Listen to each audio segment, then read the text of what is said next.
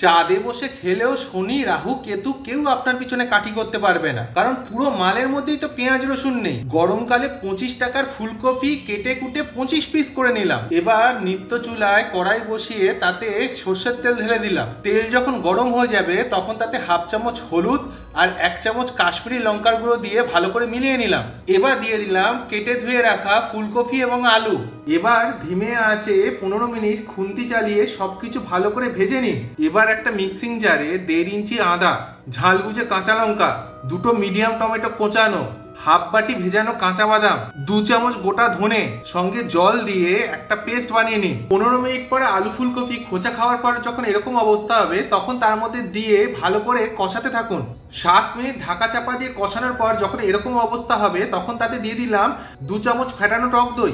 টক দই দিয়ে কষানোর মাঝে স্বাদ মতো নুন আর স্বাদ মতো চিনি দিতে কিন্তু একদমই ভুলবেন না।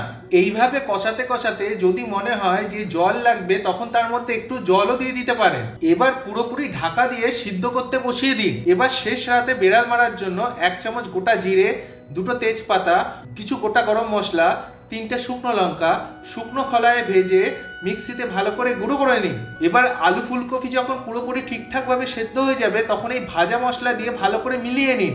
যখন ঠিকঠাক করে মিলে যাবে তখন নামিয়ে নিন। পেঁয়াজ রসুন ছাড়া এত দুর্দান্ত টেস্টের কারণ খুঁজতে গিয়ে দেশ বিদেশের বিজ্ঞানীরাও হার মেনে যাবে। ভাত, রুটি, পরোটা, পাউরুটি সবার সঙ্গে দুর্দান্ত চলবে। একদিন বানিয়ে খেয়ে দেখুন, কথা দিচ্ছি আপনি ঠকবেন না।